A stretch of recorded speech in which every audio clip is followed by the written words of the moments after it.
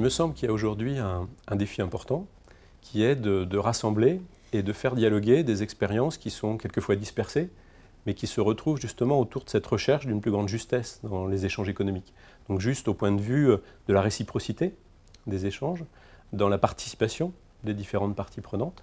Et je crois que ça correspond à des besoins importants et aussi aux limites que de plus en plus d'acteurs voient à un système plutôt dans la prédation que dans l'équilibre et dans la recherche de l'équité. Les limites du social et solidaire ne sont pas toujours très précises. On peut devenir un tout petit peu...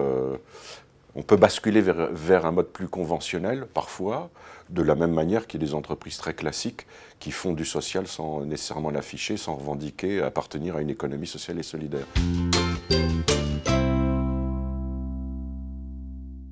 La loi portée par Benoît Hamon et votée l'année dernière incite à une ouverture en respectant une charte, c'est l'utilité sociale, c'est la prise de participation des salariés au sein de leur entreprise sous une gouvernance qui relève pour la plupart du temps d'une gouvernance démocratique.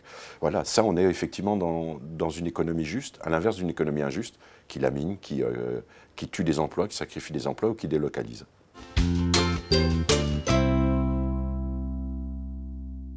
Pour chaque table ronde sur scène, on aura donc des acteurs, des représentants de l'économie sociale et solidaire. On essaie d'avoir des représentants à peu près de tout le panel, c'est-à-dire des coopératives, des associatifs, des représentants aussi éventuellement de mutuelles et de fondations, pour présenter et aborder le thème sous une forme d'abord concrète, avant l'expertise apportée par Hervé, et puis un débat avec le public, parce que tout un chacun est amené à se poser des questions et à s'intéresser à cette chose curieuse qui prend de plus en plus forme. On connaît parfois ce qui est loin, en ignorant qu'il y a des choses très précieuses, des expériences, des collectifs, des projets qui sont passionnants juste à côté de chez soi. Donc l'idée, c'est de les mettre en valeur et à travers ça, de créer un dialogue qui permet à la fois de mieux comprendre leurs objectifs, ce qu'elles peuvent apporter et comment aussi elles peuvent être soutenues, ces expériences, y compris dans un échange entre les différentes parties prenantes, entre les grosses et les petites structures, entre